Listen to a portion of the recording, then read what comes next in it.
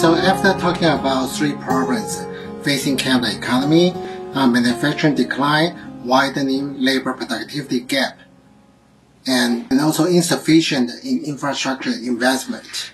Now probably is the time for us to talk a possible solution. So, what would be the solution to the problem we just discussed? I would like to highlight two things that probably we can do it right now. The first thing is that we should bring the advanced manufacturing back to Canada. The second thing we can do is we should invest in infrastructure.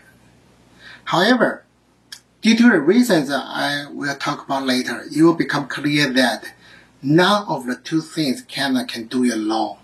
We need some international cooperation. We need some partners to work together, and then we can fully utilize Canada's advantage.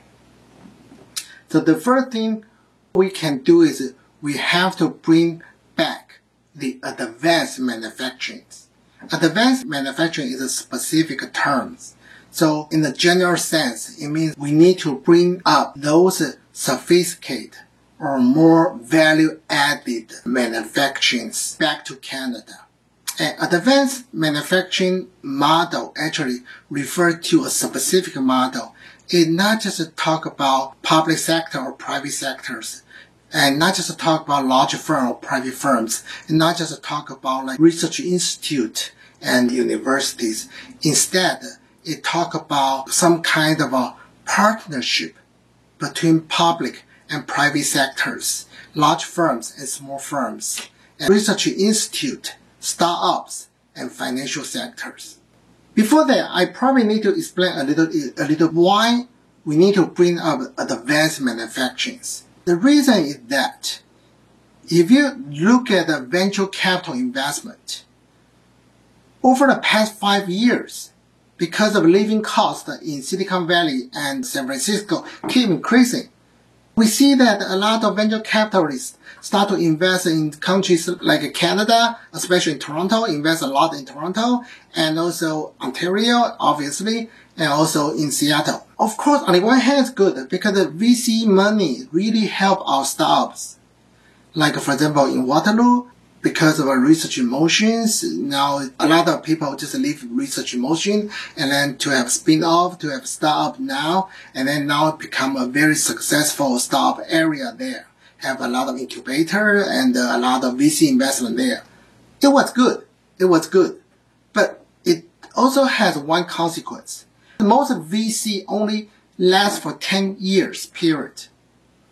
And usually, in the first 5 years, VC use the VC fund to invest, creating portfolio, usually invest in 10 to 15 companies. And then in the last 5 years, of course, VC don't want to keep investing. Otherwise, in the end of 10 years, VC cannot get their money back. So in the last 5 years, VC start to think about what we call exit strategy.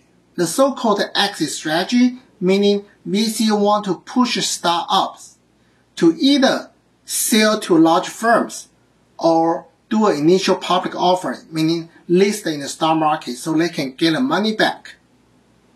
Because of a VC's nature, so as you can imagine that, VC usually encourage those startups, you should focus on your core competency and don't do manufacturing. Why? Because manufacturing requires a lot of capital investment, and then the return period will be too long for VC. So it turns out that our financial sector actually encourages our startups to outsource manufacturing to Asian countries. So in the long run, we see manufacturing decline. But let's say something even more.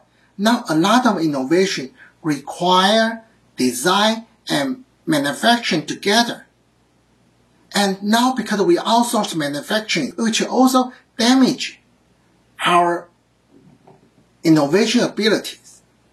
The second problem is that traditionally, you know that we have something called university-based science park. That's Canada's approach. meaning we want to commercialize university's output. So nearby university, and then we set up a lot of incubators, and then we try to help people and then to stop. But the thing is, we usually only want these people to think about anything they can profit. So we tend to ignore the other side. What's the other side? The other side, there are many output. They probably doesn't belong to applied research, but we have to do that, like basic research, or even you see that the federal government and many university research institutes, we spend so much money in R&D, we generate so much output, and in the end, we only see patents, research papers published in academic journals. That's good. Nothing wrong with patents, nothing wrong with valuable papers. They are very, very valuable. But due to manufacturing decline, our ability to commercialize research output has been significantly limited. So it turns out that we invest a lot of money in R&D, we generate a lot of papers, a lot of patents, but in terms of commercialization of research output, I think we don't do enough jobs. So one thing to overcome the problem is we probably want to think about, we probably want to change our existing university-based science model, because this model only encourages startups, but it's not sufficient if you want to bring back advanced manufacturing. This is something we cannot do by ourselves. In the whole world, if you don't look at America and some advanced economy, only 2 countries has the most successful science and technology park. One is Israel, one in Taiwan. I give you one of the most famous example in Taiwan. Taiwan's Hsinchu Science Park. It's a very small park from Canada's perspective. It only had 1.4 square kilometers in a very small land, right? And then in 1983, when people start the Hsinchu Science Park, its annual sales only $100 million US. Today, it's already more than $36 billion. But not just about that. It also generates some world-class manufacturing companies. You guys probably heard of Foxconn. It produced like iPhone, iPad. It's actually originally from Hsinchu Science Park. When I talk about TSMC, it also located Hsinchu Science Park. The TSMC now is already become ranked as a top 10 company in terms of market value. So why I talk about those large firms? The thing is, suppose today we change our policy. We have a lot to learn from Taiwan's science and technology policy. Suppose we will change our policy, and then we want to create something what we usually call an advanced manufacturing program. We want to bring up a research institute, and then a startup, and large firm, and small and medium-sized firm, and public and private partnership. And we also need to think about, you need federal government and the provincial government to cooperate, because we need to provide a tax incentive. Suppose that we have everything, but you think about it, given today's COVID pandemic, it's very likely there's no way we can attract any company to go to our science technology park. Why is that? Because today, the global supply chain has one very important characteristics. Along the global supply chain, every companies have a very strong division of labor, and they need to coordinate and cooperate very closely. So it turns out that no any single company can move or to live alone. So it means that the whole supply chain either stay in the same place. If they want to move, they need to move together. Of course, the question is, how can Canada attract those world-class manufacturing companies from Taiwan to Canada? Even we have a science and technology park. The idea is you need to have some leader firms. Those leaders in the global supply chain firms, for example, like TSMC, like Guangda, which I will talk about later. Only those companies, they are like a leader in one supply chain. Only when they initiate, and then the whole supply chain can move to Canada. For example, like Guangda. Guangda is a company which produces server. For whom? If we all know that Amazon has like clouding service for most small and medium-sized companies in the United States and some other countries as well. Just talk about Google. Search engine require a lot of servers. But have you ever wondered where do Amazon, Apple, or even Google, where do they get a server? The answer is most of the server they get from company like Guangda from Taiwan is a super large company. It's not famous because again, it only produces output. It's sell to business, not sell to consumers. So if today we can position Canada as a production site, take advantage of Canada's relatively lower wage compared to America, and also we take advantage of a USMCA so we can produce a server by Guangda and its supply chain in Canada's Science and Technology Park, and take advantage of Canada's lower engineer wage, and then target a U.S. market, and then we sell to United States through the USMCA, so we don't have to pay any duty and tax. And that would be a way for us to bring back advanced manufacturing.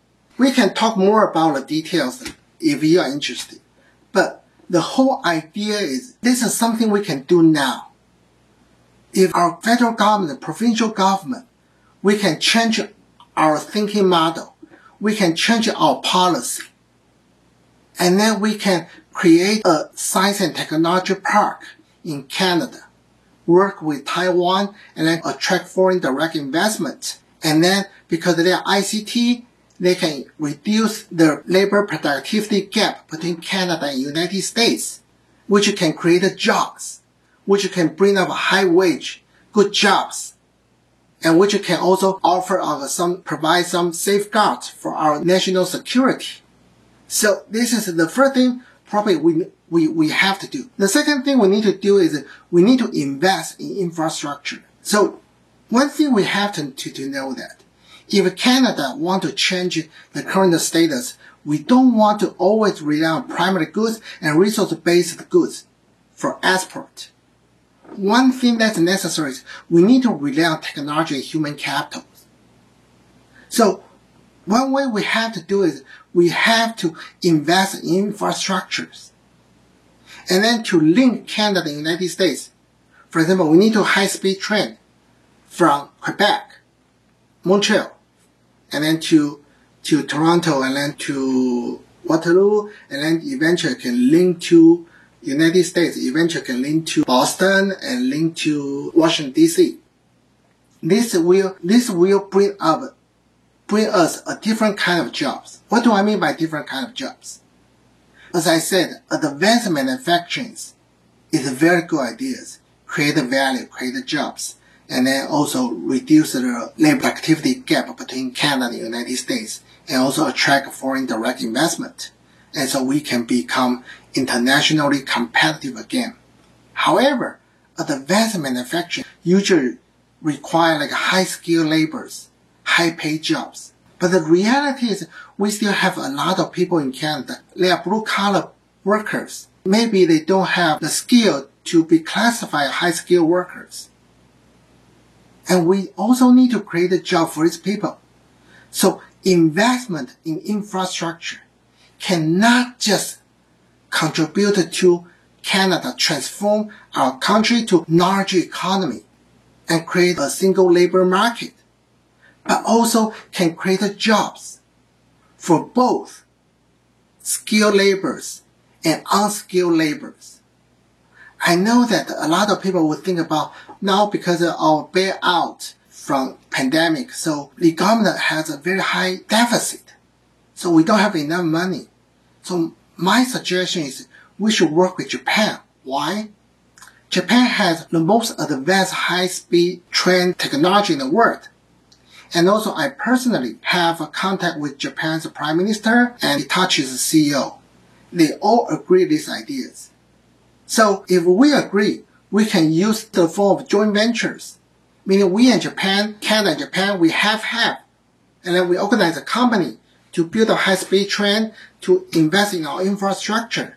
When the project is finished, we share the profit. And this will bring much needed resources and jobs from Canada. To conclude, today we see that Canada is facing something very, very difficult. We see US-China trade war, and we see COVID pandemic, and we see the globalization almost stopped. We see nobody invest, no company invest, and then people lock down the city, no consumption, and employment rate increase. And what makes things even worse is you don't expect all this problem will be solved in the next 2 or 3 months. Even when we have a vaccine, the effect of pandemic probably will last for a few years. But if you have a right response, it's not just a threat. It can also represent an opportunity. And it gives us the time, an opportunity to transform Canada's economy. We should not rely on primary and resource-based export anymore. They are still important. I'm not saying they are not important. But in order to transform Canada's economy, we need to do something more. And we need to do it now. Thank you, everyone. If you have any question, I'll be more than happy to discuss with you. Thank you.